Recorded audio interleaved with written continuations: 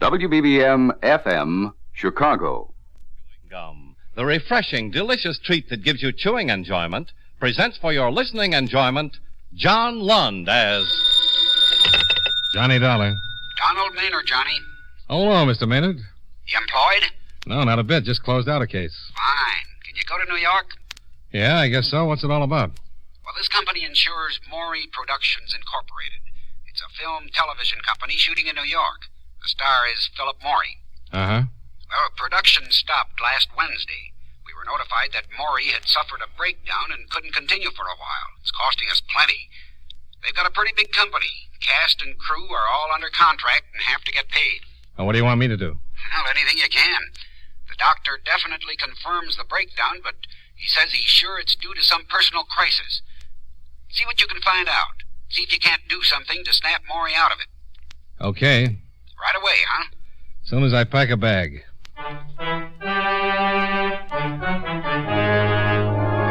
the makers of Wrigley's Spearmint Chewing Gum bring you John Lund in another adventure of the man with the action-packed expense account, America's fabulous freelance insurance investigator. Yours truly, Johnny Dollar.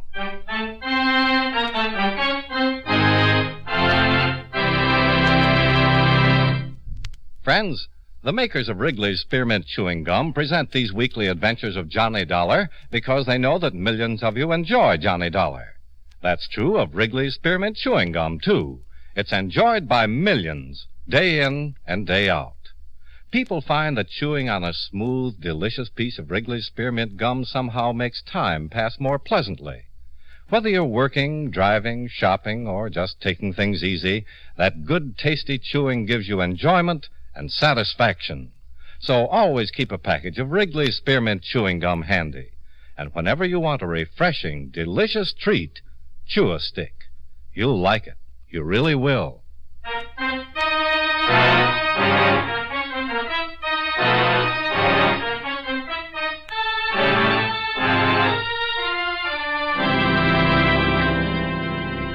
Expense account submitted by Special Investigator Johnny Dollar to Home Office, National Life and Casualty Insurance Company, Hartford, Connecticut. The following is an accounting of expenditures during my investigation of the Philip Maury matter. Expense account item 1, $19.85, train fare and incidentals between Hartford and New York City. Item 2, 75 cents, cab fare to a hotel, where I registered and called the offices of the Maury Production Company.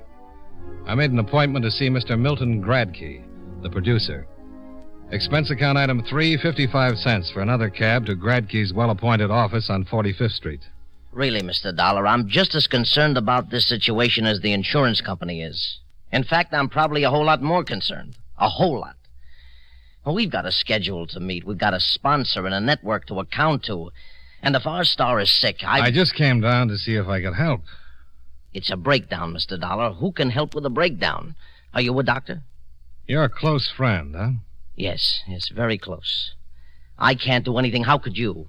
What caused the breakdown? Such a question. What causes the breakdown? What causes breakdowns? Again, it's for a doctor to say. I'm only a producer. Well, the company doctor felt it was something of a personal nature. Something more than just overwork. Well, I know Phil is sick. He's really in a bad shape. And I know if he doesn't snap out of it, this show is going on the rocks. It may be personal, but that's not for me to say. Phil's had enough trouble in the past. Well, this time he could be ruined. Who's his personal physician? Ewing, Charles Ewing. The best man for this sort of thing. I got the best. I'd like to talk to him. He's probably over with Phil now. Oh, fine. I'll stop by. Oh, he won't allow you to see Phil. You can't see him, Mr. Dollar. Okay, then I'll just talk to the doctor. Maybe Ewing's back at his office now. Why don't you go over to his office instead, huh? It'll be a whole lot easier if you go over to Mr. Gradke. Yes? What's the matter? Don't you want me to talk with Philip Maury? He's sick. Very sick. You sure that's all? Of course that's all. You got the doctor's report. Yeah, but if you don't mind, I'll check it myself. Your company may be in trouble, Mr. Gradke, but my company is paying for it.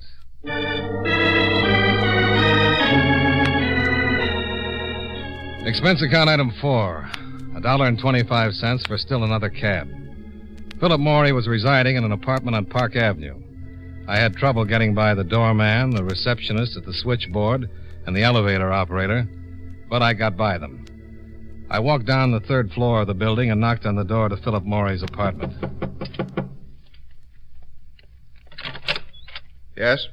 Dr. Ewing? No, he just left. My name is Dollar.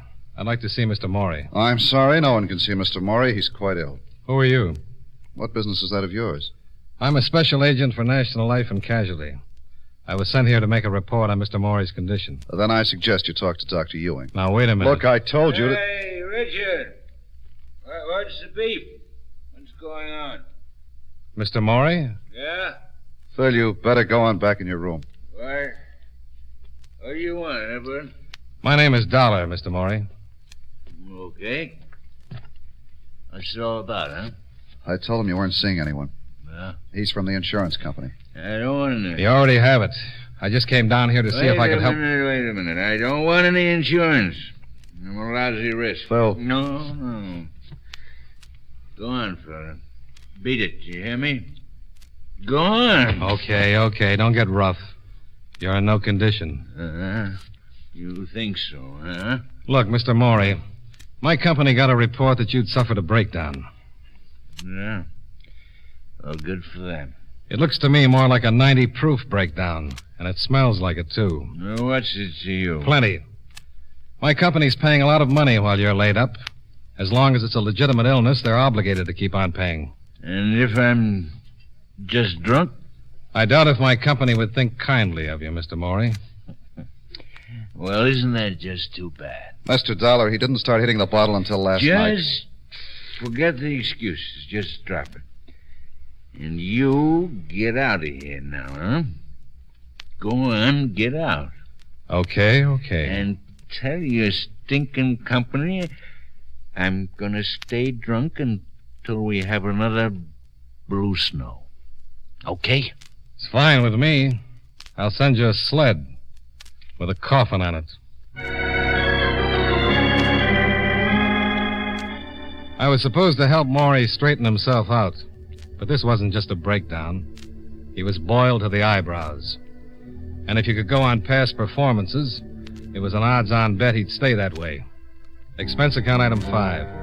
$1.35 cab fare from the Park Avenue apartment to the hotel, where I went to the bar to cool off. I had a fast one and was reaching for another when I was interrupted. Mr. Dollar? Oh. I talked with Milt Gradkin. He told me you were staying here. Okay. First, let me apologize for what happened. Forget it. Can I sit down? Sure. We really didn't meet officially. I'm Richard Long. I'm the writer-director on the series. Well, if Morey stays loaded, you're going to be out of a job. He just started drinking last night. Insurance doesn't cover a lost weekend. I'll have to report it. They'll cancel. It'll be rough. His wife left him. Oh, that's the reason, huh? Yeah. She's going to sue. They've been trying to do everything we could to get Phil in shape. Well, from the way he looked, you'd better forget it. Well, if this one blows up, he's through. He's finished for good. It's happened before. Yeah. But isn't it too bad? Yeah, I guess it is. He's one of the biggest talents we've ever had in this business. And he's gotten into more trouble. Look, I'm not defending his mistakes, just his talent. If you're going to ask me not to make that report to my Mr. company... Dollar, I know you've got a job. I know your company can't be expected to keep on paying while Phil's in this condition. Well, I'm glad you understand. But they've paid up till now, and believe me, you've got my word, until last night, Phil Morey hadn't touched a drop. Well, even if that's true, Morey's drinking now, and he looks like he's good for a long, long time. He's fallen off before, hasn't he? Yes. He lost his motion picture contract the last time, didn't he? Yes, but all that straightened itself out. It looked pretty crooked this afternoon. This would never have happened in a million years if it wasn't for that wife. Well, that's another one of his patterns, isn't it? He's been sued by more ex-wives. Mr. Zoller, I've never said he was right. I never said any of the trouble was anything else but his own fault. But you don't know him. Not many people do. This guy is the most considerate, charitable... When he's sober. Listen, if you've got about 12 hours sometime, I'd like to impress you with some of the good things on the other side of the ledger. He's given Janet everything she could want. Sure, he was wrong. He should have belted her one and told her to keep in line. He's made the same mistake with every woman he's ever been involved with, and they've all taken him. Nearly everyone's taken him. Business managers, agents.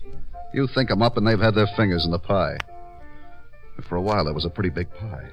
Sounds like fodder for a good psychoanalyst. Yeah, but, well, Janet's leaving him was too much. Even as bad as he was, he didn't hit the bottle. He just kind of folded up, but he stayed on the wagon. Until last night. Yeah. Her lawyer called, and Phil got to the phone before I did. He was almost well, didn't care if he ever saw her again. The lawyer said lawsuit, and Phil headed for the bar. Well, a breakdown is one thing, but a drunk is something else. And he doesn't exactly have the cleanest record in the world. A couple of his binges turned into marathons. Well, I don't know what to do. That's why I wanted to see him. I was sent down here to straighten him out if I could. Get that dame to lay off the lawsuit, and you can. Well, maybe she thinks she's got a case. The other wives did all right. Well, that's why he flipped. He just can't afford it. You got any idea how much alimony he's paying right now? Yeah, I've heard. And it's more than just the dough. This one's taking him. He's played it straight all the way, gave her everything she wanted, laid off the booze. Really, I know. He tried to make this one work. And why did she leave him? She figured it was the right time. He's going good. Still got a lot of money. She's a tramp. Does he think so? Well, he does now. I never said anything to him while they were together, and there was a lot I could have said, but, you just don't do those things. No, it never helps. After she left him, I finally sat him down and gave it to him straight. He got sore, but he listened, and he started putting things together. She played around all over the place while she was with him, but she did it smart. It's the old story about the husband being the last one to know. And he took it? Yeah, and it helped. I really gave it to him, everything I knew. He must have made quite a study. Well, she threw a few pitches my way. Well, if you know all these things, why not let her take it to court? Sounds like you've got enough on her to stop any kind of a suit. Oh, no. I said she played it smart. It's all hearsay. She'd just deny it, and who's going to call her a liar? The guys she was mixed up with? Maybe. Not these guys. They were hand-picked. You said she threw a few pitches your way. Look, Dollar, Maury's my closest friend. What do you think I'm going to do? Well, I came down here to see if I could help. But it looks pretty hopeless. I don't know. He looked like he was headed for a wet evening. Anyone holding his hand? Yeah, I left Milt with him. We've been working in shifts. His wife's name is Janet, isn't it? Yeah. Where does she live? 55 West 125th Street. Okay. Why don't you wait for me here? You going over to see her? I'm supposed to save my company money, Mr. Long. Maybe Mrs. Maury can suggest something. Are you kidding? Yeah. But have you got a better idea? Good luck.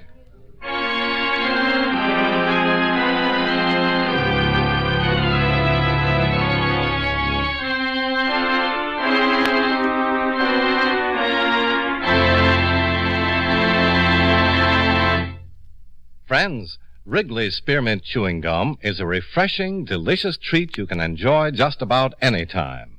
Even when you're busy working, you can slip a stick of Wrigley's Spearmint in your mouth and enjoy that pleasant chewing. The lively, full-bodied spearmint flavor cools your mouth and freshens your taste. The good, smooth chewing helps relieve pent-up tension, gives you satisfaction. As a result, you seem to feel more relaxed and get more enjoyment out of what you're doing. So enjoy chewing Wrigley's Spearmint Gum while you work, and at other times, too. Get a few packages next time you're at the store. That's Wrigley's Spearmint Chewing Gum. Healthful, refreshing, delicious. And now, with our star, John Lund, we bring you the second act of Yours Truly, Johnny Dollar.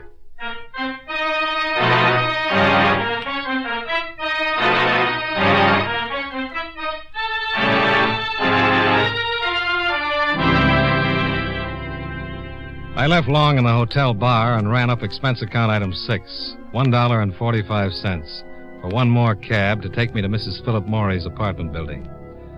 I buzzed for the elevator, and when it arrived, a man stepped out and brushed my shoulder. Sorry.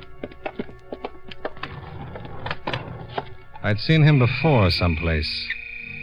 And while the elevator took me up to the 4th floor, I tried to place him. Oh, I couldn't remember. But for some reason, the man seemed to be important. I got off at the 4th floor, still trying to place the face, and walked down the hall to Mrs. Maury's apartment.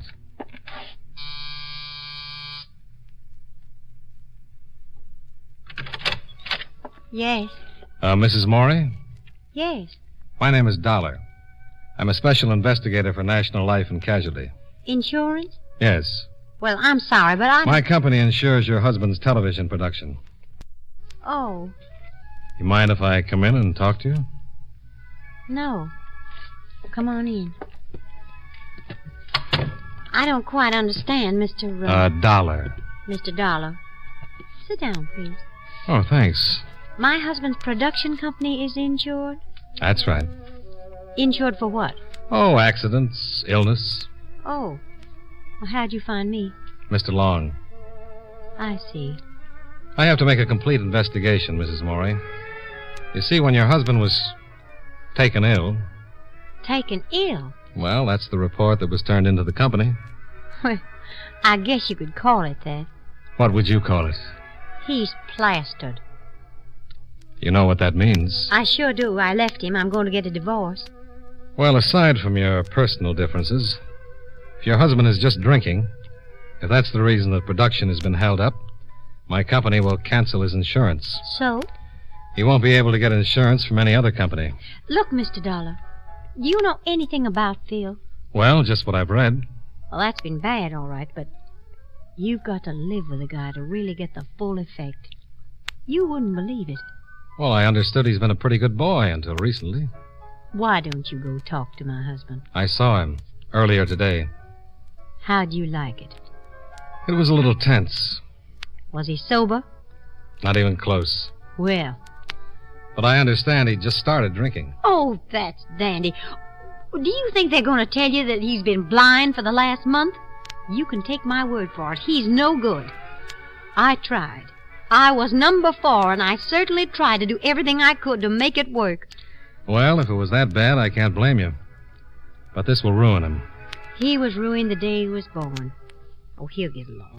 He's still got a lot of money. After all the alimony he's been paying out? Mr. Dollar, Phil has made over $6 million since he started in the business. He could still afford a dozen more wives if anyone will have him. Well, I'm glad to hear that you'll be taken care of. You bet your life I'll be taken care of. After all I put up with, I deserve to be taken care of. Taken care of good. Uh-huh. Well... Oh, you don't have to go. Let me buy you a drink. Well, sure. What's your poison? Anything that's handy. Just water it. Bourbon? Fine. I suppose Richard Long told you what a terrible woman I am. He mentioned something about it. Yeah, he would. He's a jealous little fellow. There you are. Oh, thanks. Cheers. Sure. Richard tried everything he could to break us up. And what a heel. After we'd been married for only a couple of months, Richard started making the old pitch. How do you like that? Well, I can understand it. Thanks. But Richard's supposed to be Phil's closest friend. An attractive woman can fracture a friendship in a hurry, under the right circumstances. The circumstances were anything but right, Mr. Dollar. Well, can't blame a man for trying. Don't you have any scruples? A couple. But I left them back in the 3rd grade. Insurance business, huh? Yeah, You make a lot of money? enough. It has other compensations. Tell me about them. Well, good drink now and then. I bet you meet a lot of interesting people. Oh, lots. What'd you say your first name was? I didn't. But it's Johnny. Johnny Dollar. Mm-hmm. Nice expensive sound. You should get a load of my expense account sometime. I'd love to. You know, I saw a picture of you once. Really? Yeah. In a bathing suit. I was a model before I met Phil. I had lots of pictures taken in bathing suits. I think this was taken just before you married him. It was on the front page, showing you were the girl that was going to be the 4th Mrs. Morey. Oh, that one. Yeah. That was a rather good one. Rather. That book there on the table is just full of pictures taken while I was modeling. Oh? Oh, this one? Mm-hmm. Browse around. Oh, I'd love to. That's a good one. Yes. Oh, and here's one. We made a whole bunch of these on the beach. This is the best one of the lot. Yeah. Nice tan. Isn't that one cute? Yeah. Mr. Dollar, How's your drink? It just curdled. Let me build you a fresh one. Oh, no, thanks. I have to go. Oh, I'm sorry. You won't be, honey. I don't think I understand that, Johnny. I'll tell you all about it sometime. It'll give you a real kick.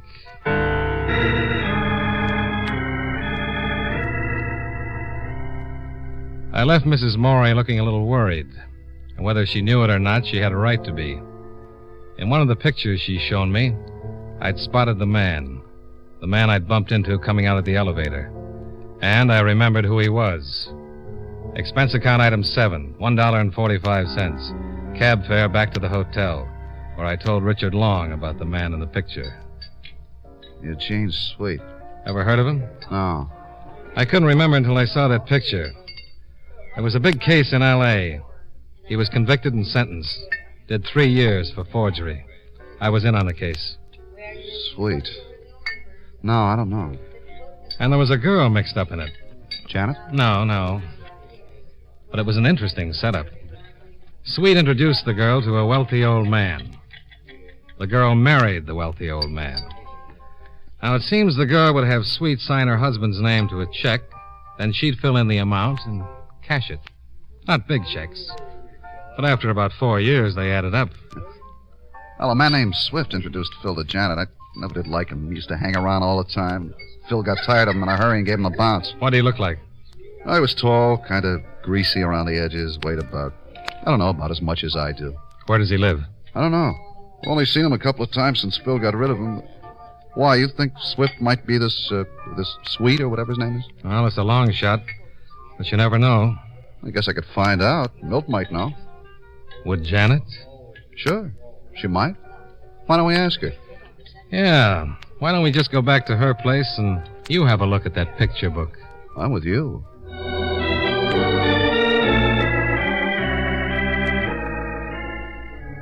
Long's car was parked outside the hotel. We piled in and drove back to Mrs. Morey's apartment building. We parked just in time to see a man enter by the front door. That's him, Swift. He just went into Janet's building. And he came out about an hour ago. You mean Swift's the guy you were talking to? Eugene Sweet. Arrested in Los Angeles in 1949. Well, come on. Well, it might be perfectly innocent. In a pig's eye. I bet that dame's been working the same kind of setup you told me Sweet worked with the other one. He doesn't do anything. How does he support himself? Well, if he's with Mrs. Morey, we can always ask him.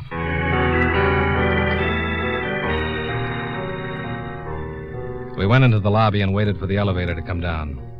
Long looked happier than a kid in an acre of new cement, and there was just a chance he had a right to be. The elevator arrived, and so did Milt Gradke, the producer, who came busting into the lobby from the street. Milt? Richard, I've been calling you all over the place. What's the matter? Phil, he's loose. I couldn't keep him in the apartment. Oh, no. I tried, but he got rough. He tried calling Janet, but she hung up on him. Then he went wild. You think he's here with Janet? Yes, and that's not the half of it. Come on, we better get up there. There's no telling what he might do. You know about it? What do you mean about Sweet? Who? Sweet. I'll tell you later. I thought you meant the gun. Gun? Yes, Phil's got a gun with him. On the way up, Long explained as much as he could to Gradke, and Gradke continued to apologize for not being able to restrain Morey. We left the elevator on the 4th floor and hurried down to Mrs. Morey's apartment. The door was ajar. Sounds like they're all in there. Well, what are we going to do? Well, if he's got a gun... He sure has. I'm going in. Get back! Get back. Get back. Frankie, do something! Put down the gun, Morey. Don't come near me. Get back. I warn you. Don't anybody get near me. I swear I'll shoot. Phil. Not even you, Dick, no. You too, Milt. Get back. This dame thought she was going to take me. Well, she's not going to get away with it. Phil, No. please. No. I am through. Nothing's left. So I'm going to do it up brown. What do you think of this dame, Dick? Look who comes to see her. His real name's Sweet, Eugene Sweet. Huh? What? That's right, Morey. He's done time. Yeah? Maury, put down the gun.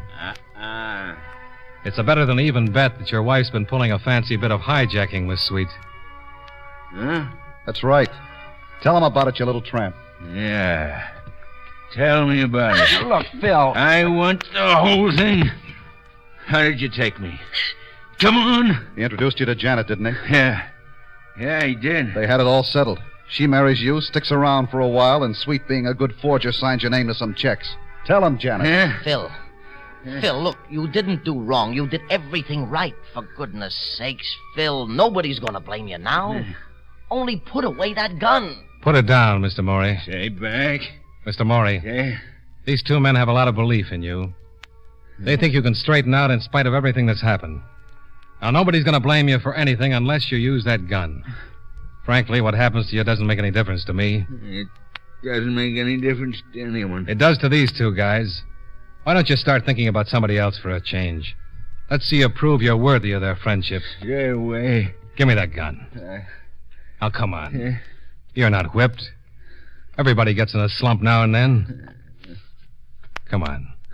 Give me the gun, Mr. Maury.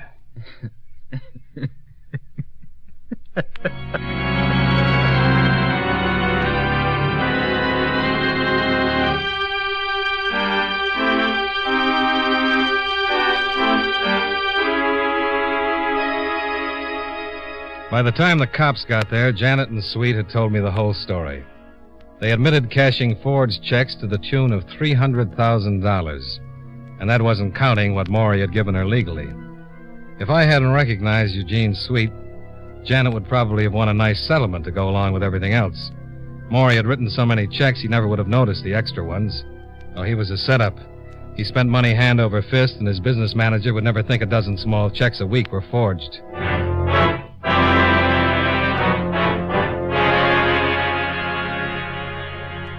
Expense account item 8, $54, hotel bill. Item 9, $18.83, train fare and incidentals back to Hartford. Expense account total, $99.38. Yours truly, Johnny Dollar.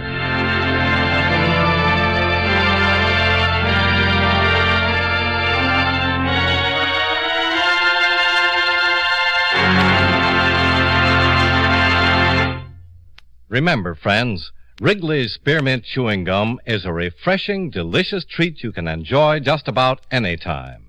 Chew a few sticks of Wrigley's Spearmint during the day and see how the good chewing helps you keep feeling fresh and alert. The lively, full-bodied flavor of Wrigley's Spearmint cools your mouth, freshens your taste, and sweetens your breath. The chewing itself gives you a nice little boost, helps you keep going at your best. Millions of people get real chewing enjoyment out of Wrigley's Spearmint Gum every day. And we know that you'll enjoy it, too. Get a few packages and always keep some handy. That's Wrigley's Spearmint Chewing Gum. Healthful, refreshing, delicious.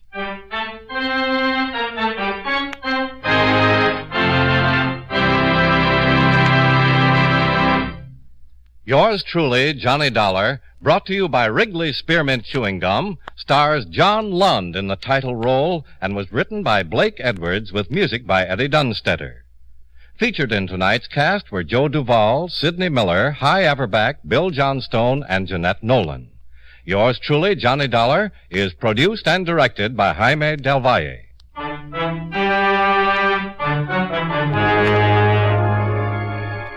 The makers of Wrigley's Spearmint Chewing Gum hope you enjoyed tonight's story of Johnny Dollar and that you're enjoying delicious Wrigley's Spearmint Gum every day.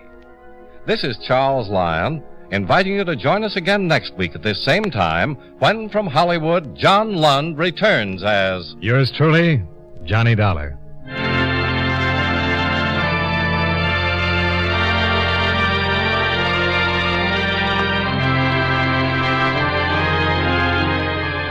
This is the CBS Radio Network. Hear Chicago's favorite shows on...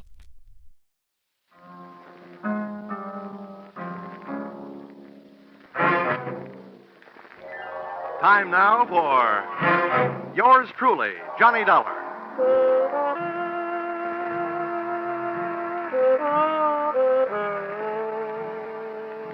The next half hour has its baggage packed to take a trip with America's fabulous freelance insurance investigator, Johnny Dollar. At insurance investigation, he's just an expert. At making out his expense account, he's an absolute genius.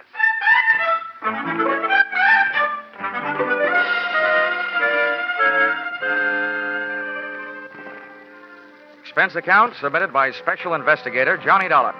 To Home Office, Highworthy Insurance Underwriters Association, Hartford, Connecticut. Attention, General Manager Harvey Anthony. Dear Mr. Anthony, here is your problem.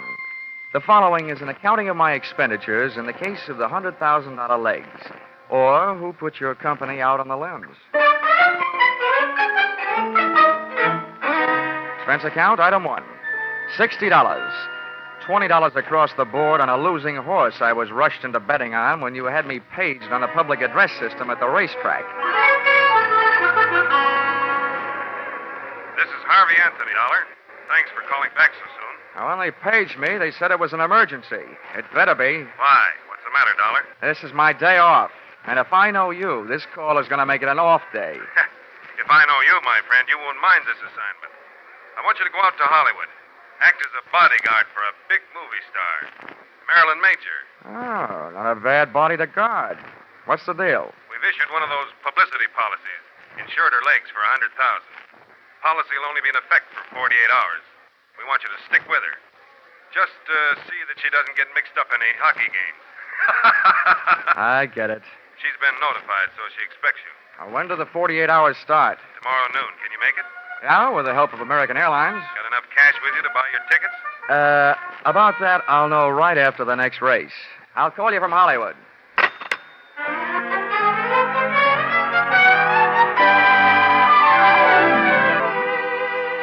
Expense account, item 2, $10.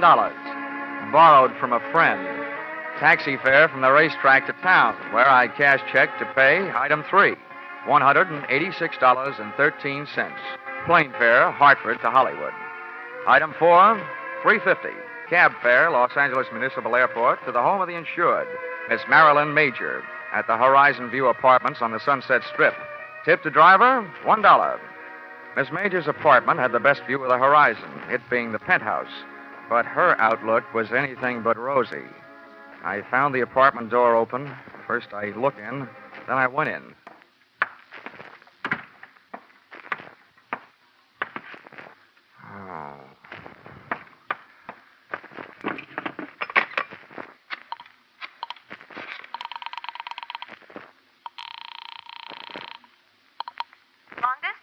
I want to place a person-to-person call, please, to Mr. Harvey Anthony at Hartford, Connecticut. Volunteer 3-6000. My name is Dollar, as in blood money. While I was waiting to get Mr. Anthony, I wondered who had got Miss Major. In the movies, I'd always thought she looked right at home anywhere. And now, right there in front of me, she was passing her toughest test. Lying there, nice and relaxed. She looked right at home in the role of the beautiful gal who had just been murdered. Her face was calm. Her legs were neatly placed in the best of cheesecake tradition. The only thing not quite as it should have been was a very real bullet hole, which she was wearing where an earring should have been. But the next cameras that would be taking her picture would be police cameras. B pictures. B for bloody. Mr. Dollar? Oh, yeah? Here's your party. Go ahead. Oh. Hello? Hello? Hello, Dollar? Yeah, this is Dollar, all right. Anthony, first I want to tell you, those legs you insured are still in beautiful shape. Good, fine. I only hope you didn't also insure Miss Major's life. She's dead. What? Marilyn Major dead? That's right. Oh, we certainly do insure her life. We only issued that publicity policy on her legs as a courtesy. Dollar, get to work on it right away. I'll get to work on it, but don't waste too much hope. To me, it looks like your only out is if the policy does not pay off on murder. Murder? Good heavens. Well, there may be something about the case that'll save us from paying double indemnity for death by violence. Oh, this is death by violence, brother, any way you look at it. Okay, Anthony, I'll get to work on it right after I call the cops and make a report. Do your best. Goodbye. Okay, goodbye. Well, Hang up that telephone, mister. the dame standing in the kitchen doorway had .32 caliber steel in her hand to back up the brass in her voice. She was a youngster, but obviously an old-timer at a lot of things.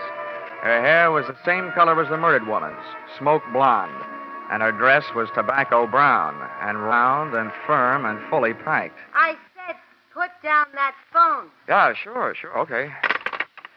Now, you do me a favor, will you? If you feel you want your finger near that trigger, how about moving it up to the front end of the trigger guard, huh? Mister, I only heard part of what you said, but you're not calling no police. What makes you think so? That dame in there's done me enough harm. I came here to kill her, but somebody beat me to it, and I'm not taking the rap. Okay, so beat it. Who cares?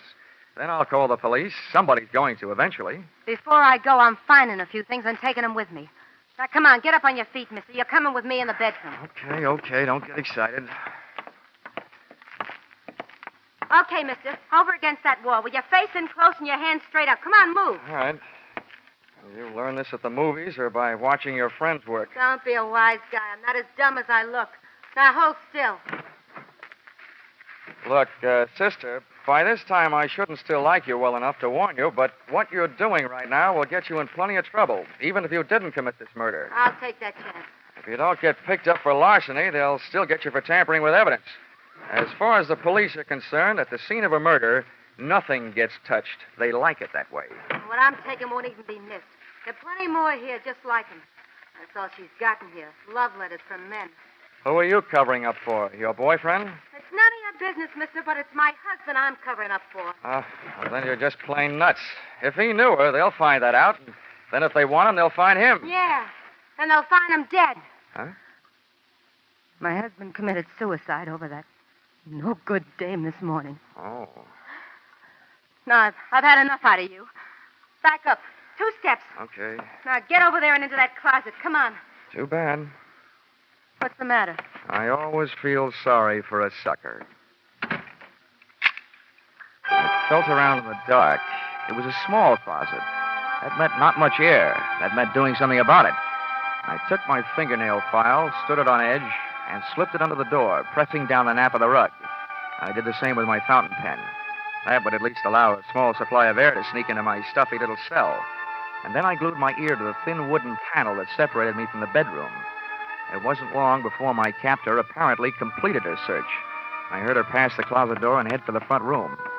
I didn't hear her dial the phone, but it didn't take me long to realize that's what she was doing and who she was calling. Give me the police. This is an emergency. Hello? Hello, police. I want to report a murder. All right. Hello? There's been a murder. The movie star Marilyn Major in the penthouse. The Horizon View apartment on the Sunset Strip. Never mind who I am. I've caught the murderer. You'll find him locked up in the closet. From the moment she hung up, I could only guess what was happening. I heard a man's footsteps rush in and then his voice. Blackmail me, will you, you cheap little fraud? That's what I'm paying you for these letters. Now I'm taking them with me. I didn't think I had the time to spend picking the lock on the closet door, so I started kicking. The girl who had just tried to turn me into the cops was lying on her face in front of the telephone stand, and a covey of bullets had turned the brown silk on her back into wet red lace. She'd been shot in the back, and if she'd succeeded in finding her letters, her killer had taken them with him. I made a quick search myself and took a look through the remaining sets of letters, one from a guy who signed himself Baron, and the other one from a guy whose autograph read, "With all my love, Lawrence." My instincts were trying to pull me out of that apartment, but one look down the street threw them into reverse. Black and white prowl cars were arriving, and it was less than another minute when their passengers started pouring out of the elevator and through the front door. All right, watch out. I'll take it.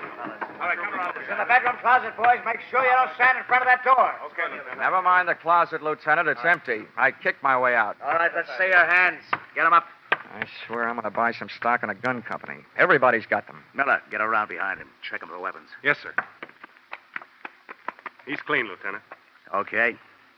Who are you? Johnny Dollar. And if you lend me back my right hand, I'll give you my ID. It's in my wallet. Keep him up. Miller, get his wallet. Yes, sir. Here it is.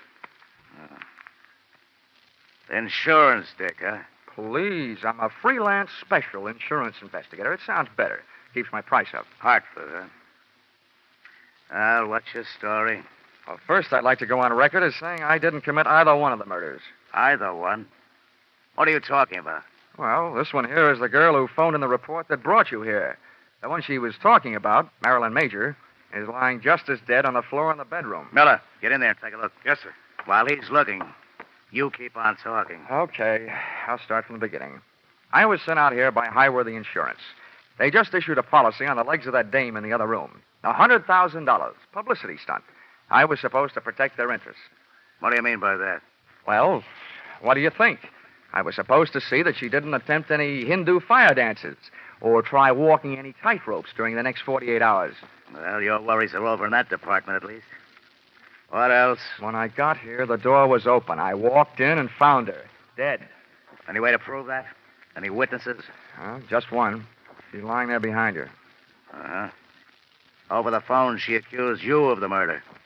That's the wrong kind of a witness. No, Lieutenant. The wrong kind of dame. She knew I didn't do it. She was somewhere in this apartment when I arrived. Then why did you say it? I can hardly ask her. Listen, Lieutenant. She did tell me that she came here to get some letters. Her husband had written them to the Major dame. She said she was trying to protect him. From what?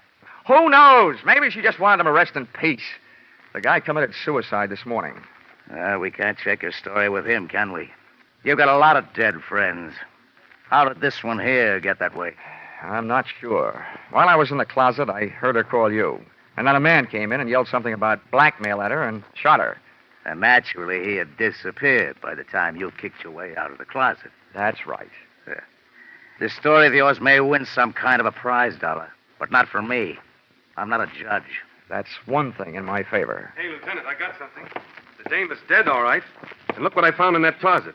A fingernail file, a fountain pen with a name on it, Johnny Dollar, and a .32 caliber revolver jammed in a shoe.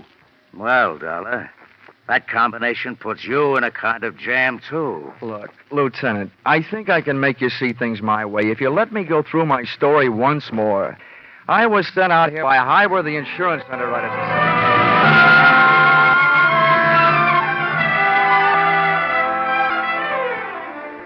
Expense account, item 4, $3. Candy, gum, cigarettes, and magazines to make cell number 36, Los Angeles City Jail, less like a no place and more like a home. There's something about a jail door closing on you that sounds very final.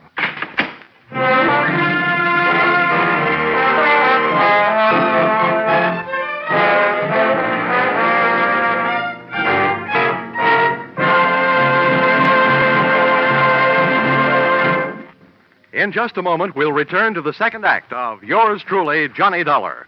But first, we want you to know that the biggest jackpot in the history of radio, $50,000, goes in the works tomorrow night when CBS Great Saturday Night Quiz Show Sing It Again comes to you again over most of these same stations. $50,000, $25,000 in marvelous prizes, plus $25,000 in cold, hard cash. And that's only the beginning, because the longer the phantom voice questions elude the listeners, the higher the rewards go. Be sure you're around tomorrow night when Sing It Again sets telephones ringing across the nation, and $50,000 goes riding on each call. And now, back to Yours Truly, Johnny Dollar.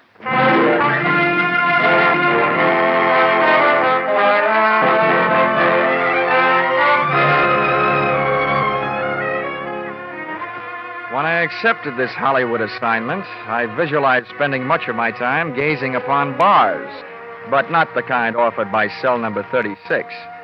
The guy who said stone walls do not a prison make had never been a guest in the Los Angeles City Jail. He had a better chance of getting out of Bartlett's quotations than I had of getting out of there. But, as we keep saying in the insurance racket, never say die.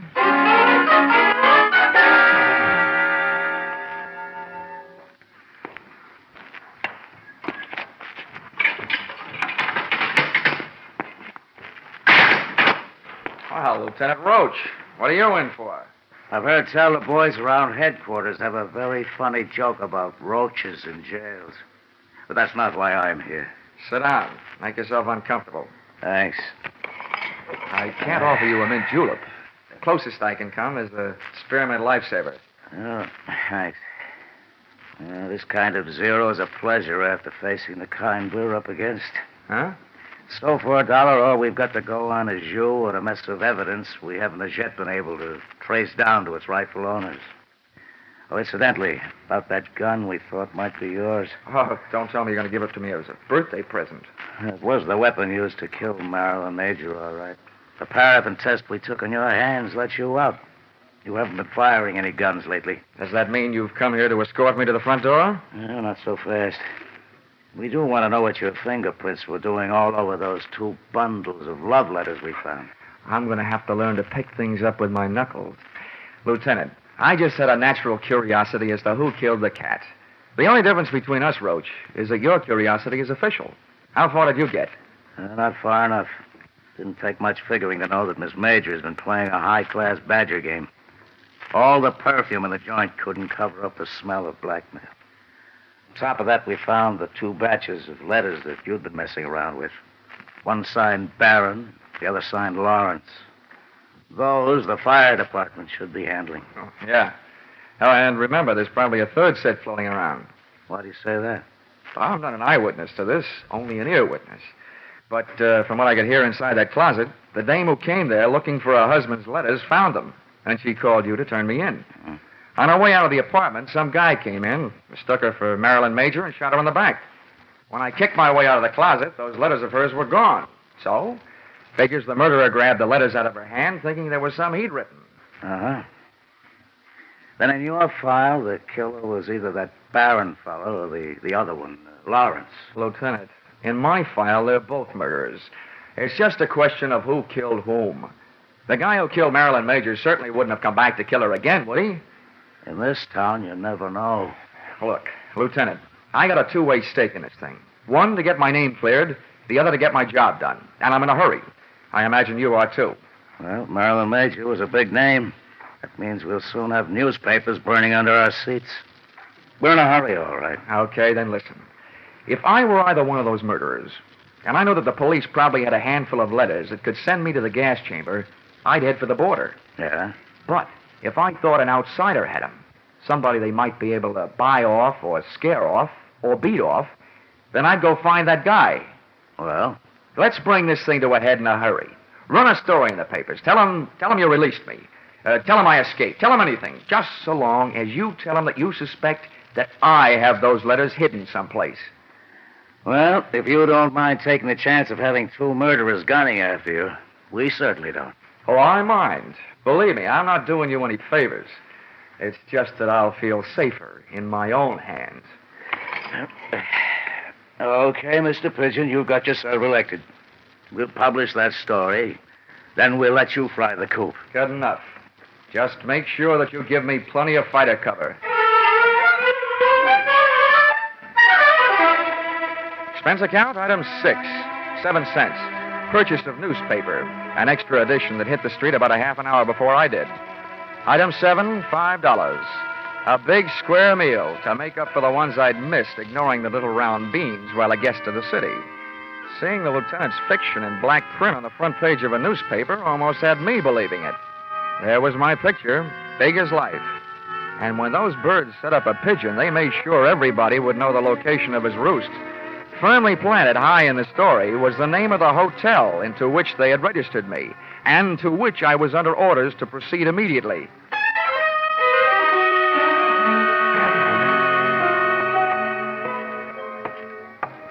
As I walked down the hotel corridor to my room, I felt an icy chill and a flight of goose flesh headed south down my spine. Come in, darling, and close that door. I expected company, but not your kind. At first, I thought I'd gotten into the wrong room. This kid looked right at home. And she used some of the clothes from a half-packed overnight bag to make her look it. Oh, you're Johnny Dollar. Yeah. Thanks for saving me a calling card. Who are you? Alice Hill, Oh, that doesn't mean anything. otherwise known as Mrs. Lawrence Hill. Oh, Lawrence. Oh, the last time I saw that name, it said with love, but not to you. That's why I'm here. I want those letters. Why aren't you carrying a gun? It'll be here if we need it. We? Yes. My husband's down in the lobby. Look, if you give me those letters he wrote, I'll pack up my little bag and leave, and everybody will be very happy. Yeah? I think I know the next line, but go ahead. I hope you keep on being that smart. My husband was watching for you when you came in, so he knows you're up here. Naturally, he knows I'm here, and he's on his way up. We want those letters. This isn't just a Badger game. This is the World Series. If I don't give you the letters, your husband busts in here, shoots me, and I get written off under the unwritten law. Neat, neat, neat. It's a handy law. You're right. It's covered a multitude of sins. Where are the letters? Where's your husband? What's the matter with you? What do those letters mean to you? Well, right now, they look like my only hold on the future, Mrs. Hill. How do I know that you and your dear Lawrence won't kill me after you get them? You want me to take your word for it? Well, I'll have to trust Lawrence. He'll know what to do. I already know. There's nothing else for him to do. Look, Mrs. Hill, why don't you wise up? Your husband is ready to commit one murder to remove the evident motive for another. And he's dragging you into this with him. You'll wind up an accessory before, after, and during the fact. You're running up a blind alley as fast as you can run. And it's too late to turn around, so I'll just have to keep running. Ah, well, here he is. Lace up your track shoes, lady. The race is on. Come in. All right, sit still, please, both of you. It's okay, Alice. You can hold off on the dog and pony show. Save it for the witnesses when they arrive. Don't waste it on Lawrence and me. That isn't Lawrence. What? Oh, so this must be Barron. You all through? That depends on that gun in your hand. Where are the letters? Letters. Yeah, I'm beginning to feel like a mailman when he's late getting around in the morning. There's one thing I want to know. Where did an ugly part-time Romeo like you find all those pretty words you wrote? Look, don't get me sore. I'll blast you, letters or no letters. Ah, that's the tone I was trying to bring your voice up to, Mr. Barron. No letters is exactly what I've got to offer. Lying. He admitted to me that he has them. He's trying to blackmail you, Barron. That's what he's doing. Who are you? Never mind. My husband's in the same boat you are. I read the papers. Lawrence, huh? That's right. He'll be here any second. Between us, we'll figure out something. Now, stay away from it, Dollar. I'll answer it. Yeah, good idea. If a man answers, hang up. It'll be Lieutenant Roach. Wait a minute. Okay, answer it, Dollar.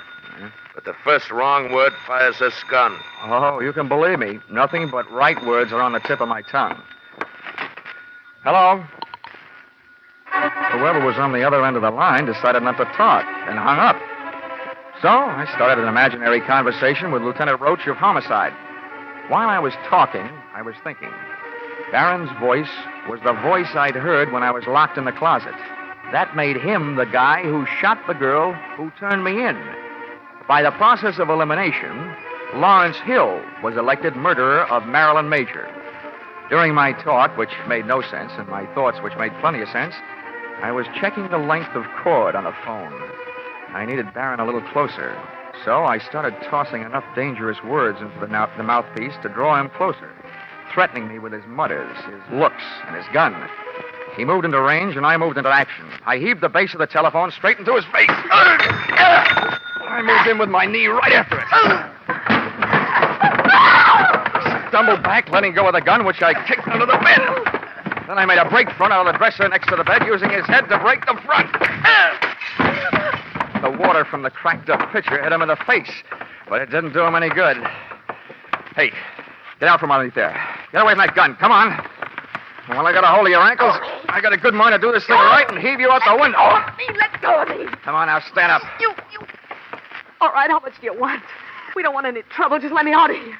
We'll pay you anything. My husband's an important man. So am I. I've had all the pushing around I'm going to take. From now on, I'm the dealer, and your hand is to shut up. All I want to do is get out of here. Oh, no, you don't. I baited you. You tried to bait me. Now we'll both sit here and bait your husband. That must have been him that called this room and hung up when he heard my voice. One thing I didn't bother to tell you. Your husband couldn't have known I was up here until then, because I came in the hotel the back way and came up here the back way. Elevator and all. What do you mean? You baited me. Why do you think the police put my name, my address, and my picture in the newspapers? To draw autograph owners? Oh. Oh is right. Now get over there in the corner while I retrieve Mr. Barron's gun from under the bed before some mouse crawls out of the woodwork and tries taking a shot at me. Go on, get going. Turn around. Okay. Now, if you don't want me shooting runs in your stocking, don't make a move while I'm under the bed. I feel like something that old maids hope for. Lawrence! Where is he? On the floor. He's got a gun. Shoot him. Kill him under the bed. No, Lawrence, not him. Door. He's under the bed. under the bed and taking no chances.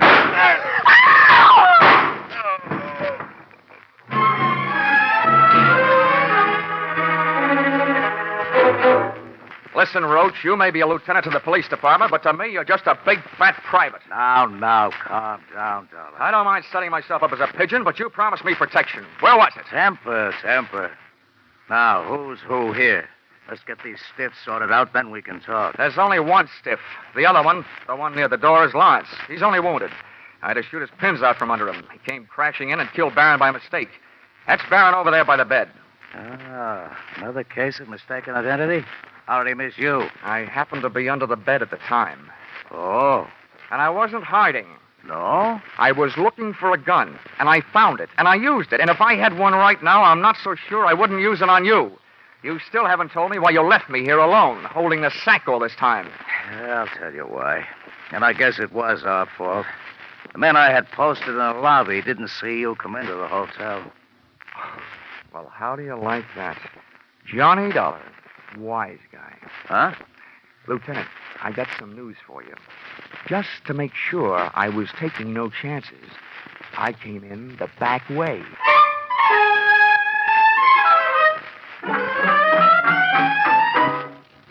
Expense account, item 8, $62. Hollywood Entertainment. Seeing what there is to see at Ciro's. Item 9, $105. Seeing to it that one of the things I saw at Ciro's had a good time with me at the Mocambo. Item 10, $186.13. Plane fare, Hollywood back to Hartford. Item 11, $1. Ticket to the movies, back in Hartford, to study the last motion picture of Marilyn Major, so that in the future I'd be sure to steer clear of her kind of a woman, who is too much of a jinx for my kind of man. Expense account total, $948.76. Signed, yours, truly, Johnny Dollar.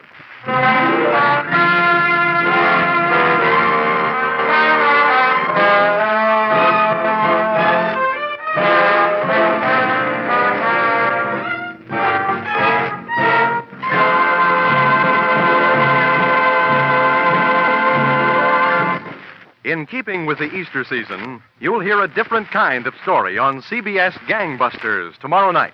The authentic story of a former gangster's fight to go straight, broadcast in cooperation with outstanding parole authorities. You'll find this Easter Eve Gangbusters drama as gripping as any program CBS has ever brought to you. Tomorrow night, you'll also find a mid-April adventure with the intriguing title, The Heat Wave, on CBS Philip Marlowe program. Gangbusters and The Adventures of Philip Marlowe are regular Saturday night features on most of these same CBS stations.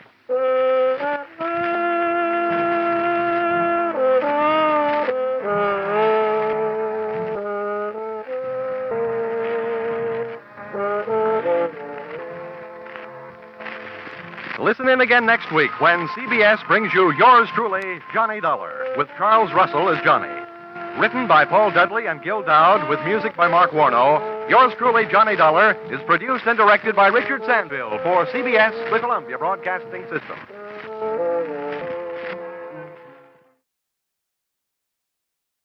From Hollywood, it's time now for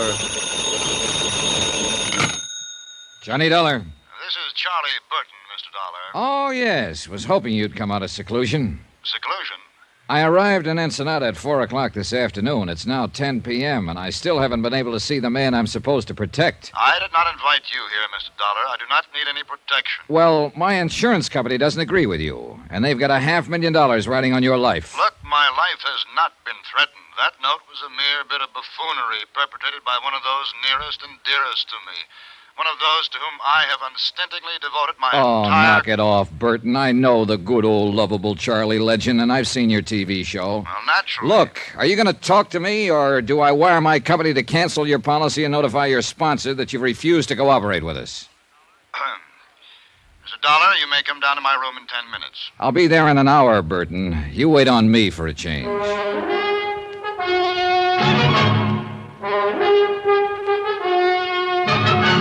Tonight and every weekday night, Bob Bailey in the transcribed adventures of the man with the action-packed expense account, America's fabulous freelance insurance investigator. Yours truly, Johnny Dollar.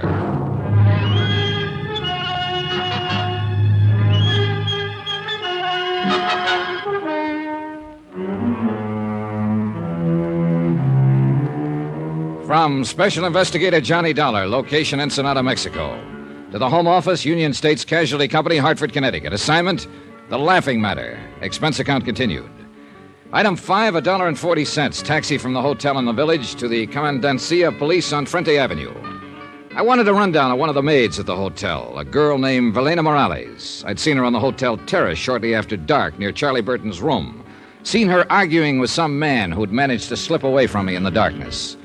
Captain Peral said he'd check with me later and politely avoided asking what it was all about. If he had, I couldn't have told him. The Charlie Burton comedy show was on location at Ensenada, Mexico, and Frank Maltz, the producer, had frantically phoned Hartford and claimed Burton's life had been threatened. Burton thought it was a practical joke. Maltz didn't know. Neither did I. But I was there to find out.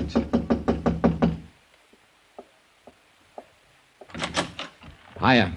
You are Mr. John Dollar, I assume. You couldn't assume any corrector. Mind if I come in? By all means, do. Thanks. I am Charles Burton, Mr. Dollar. Yeah, I know. I've seen your face in a number of saloons. I beg your pardon? Oh, on their television sets. Oh, yes, of course. Well, sit down, Mr. Dollar. I just did. Yes, so I noticed. Well, I don't imagine you'll be here long enough for me to have something sent up from there. Oh, I'm sure I will. I'll have scotch on the rocks. Double. I see. Room service, please. This is Mr. Burton in Suite D. Please send up one scotch on the rocks. Double. Make it double. Oh, just a moment, please. By the way, Mr. Dollar, what is your room number? I can't seem to remember it at the moment. Why don't you just charge it to yours and then bill me for it later? If you think you're... Room service, cancel that order. Yes, I said cancel it. I will not tolerate this high-handed attitude from a hireling, sir. But not your hireling, Burton. Now, let's get a few things straight right now. From what I've heard about you up to now, I don't like you. And when I get to know you better, you like it or not. And I certainly do not. And there's nothing you can do about it. Oh. Try throwing your weight around with the insurance company, and they'll cancel your policy. And if that happens, you'll have sponsor trouble right up to your neck. If you think you can I think you're not going to let it happen, Burton. You can't afford to. So cut out the kidding and let's get on with it. You know, I like you, Dollar. You're so uninhibited. I'm going to buy you that... Nope, sorry. Why not? I didn't want it in the first place. It was only a way to get your goat, break down that phony guard. But have one yourself, though. Now, drinking is not one of my vices. Oh, so that explains it. Explains what? It wasn't one of Hitler's vices, either. You're so delightfully insulting, you know. One can hardly take offense. Too bad. I'd hope for better results. Would you mind telling me just who exactly is responsible for this prejudiced opinion you have of me? Well, as I remember, it was fairly unanimous. As I know, you talked to Frank Maltz. Maltz, of course, is bitter because he hasn't been given complete control of my show. Or any control, the way I hear it. As long as it's the Charlie Burton show, Mr. Dollar, Charlie Burton intends to run it. Only the gods are immortal. Isn't that what the murder threat said? I'll get to that. Then there's Gloria Dale, my leading lady. Dear Gloria. I suppose she told you I've treated her very badly. Practically forced her to sign a contract that pays her several $1,000s a week. A hideous fate, actually. It could be. And Al Schreiber? Did he mention the fact that I took him out of a 40-a-week burlesque house and taught him the subtleties of high-class, big-time comedy? Things that I had spent a lifetime perfecting. Look, Burton, if you're trying to convince me of your fine, sterling character, forget it. It's irrelevant. I'm here because... You're here because of that note, and that's exactly what I'm getting at. You think it was written by one of those three people, don't you? Right. Well, I agree with you. But you also take the threat seriously. I don't. Why not? Because not one of them has any reason to kill me. Yes, I know how they talk. They're underpaid, overworked. The boss is a tyrant. They hate him, the same old patter. And that kind of talk never leads to murder, Mr. Dollar. Yeah, you've got a point there, I guess. That note was pushed under my door yesterday as a crude attempt at a joke. Nothing else. Then Maltz lost his head and had you sent down here from Hartford. And the whole thing has become ridiculous. You may be right. Well... You sure you won't have that drink? No, thanks. Oh, By the way, there's a maid at the hotel here. I believe she works all the rooms along the terrace here.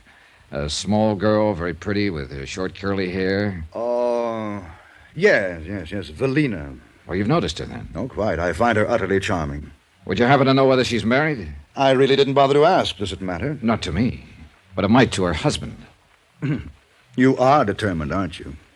There must be some reason why you're so scared. Scared?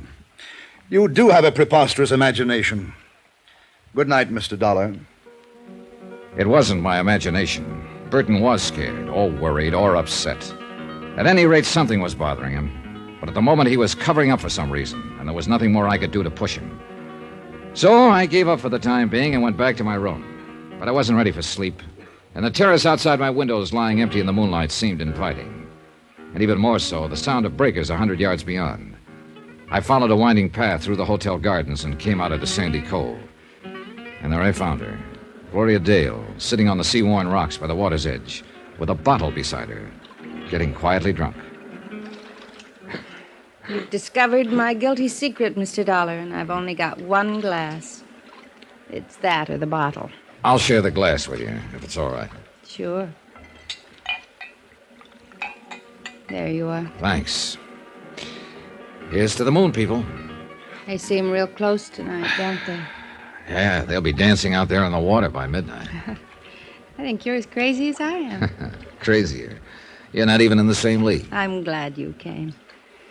I go sort of nuts on moonlit nights by myself. Hey, what happened to Al? Weren't you two together? I sent him off to bed. He gets a little wearing sometimes. He's real gone on you, isn't he? I guess so. And you? He's a good guy. I like him a lot. He's fine, but... But no click, huh? No click. Here's to better clicks. Hey, easy, kid. You're drinking it straight, you know. Help yourself. What are you trying to do to yourself, Gloria? Learn to forget. Forget the emptiness, the hollowness. There's nothing in me anymore. Except the hate, of course. There's plenty of hate. For Charlie Burton? For Charlie Burton. Do you hate him enough to kill him? You've always got your eye on the ball, haven't you, Mr. Dollar? More or less. Would you like to tell me about this emptiness? No, I don't think so. All right. Why not, though? It's the edge of the land and the edge of the sea. And you're from the moon, and you'll go back there at dawn. So why not? Here's to the moon. It makes people crazy. Hey, save half of that one for me. Oh, sure. Here you are. Yeah, just leave it there. So? Well, a year ago, my contract was up. And I was leaving the show. And I was about to be married. Jerry, his name was. And he's the only man I ever really loved. Uh-huh. Burton was furious. Said I was letting him down. I was ungrateful. But he couldn't stop me because my contract was up. And one morning I got a note from Jerry. Special delivery. We were through, it said. Why? No explanation. Just a cold, vicious note. That same morning, Jerry left town with a friend.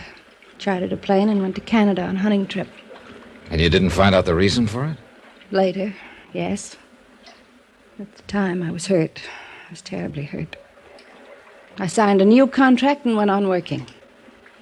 And months later, I got the story roundabout. What was it? A private detective, one of the crooked ones, had gone to Jerry with a complete report about me, supposedly. My private life, field reports, affidavits, statements, even photographs. A fake, the whole thing. But it convinced Jerry. You know who was behind it? I can guess. Sure. Good old, lovable Charlie Burton. He wanted to make sure I'd sign that contract. But when you did find out, why didn't you go to Jerry? I wish I could have. That hunting trip, the plane, it crashed. Jerry never came back. He was killed. That's crazy, huh? Oh, no, easy, sweet. Do I hate Charlie Burton enough to kill him? That's what you asked me, wasn't it?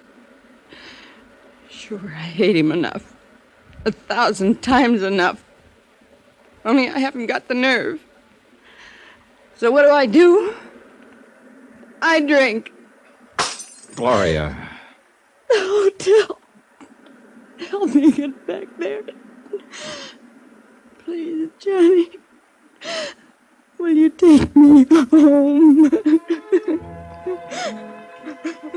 Love and hate, and the Black Sea Rocks, and a lunatic's moon at midnight.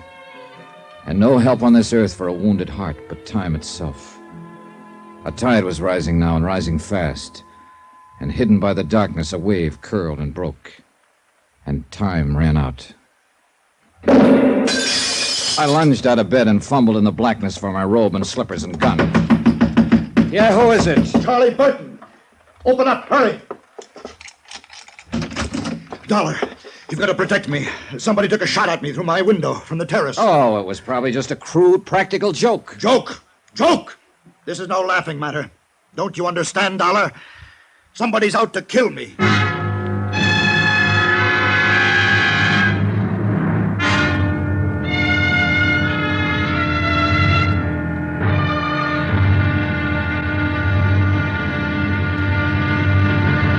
Now, here's our star to tell you about tomorrow's intriguing episode of this week's story. Tomorrow, a thickening web, clinging and sticky. But one of the flies pulls free by using a gun. Join us, won't you? Yours truly, Johnny Dollar.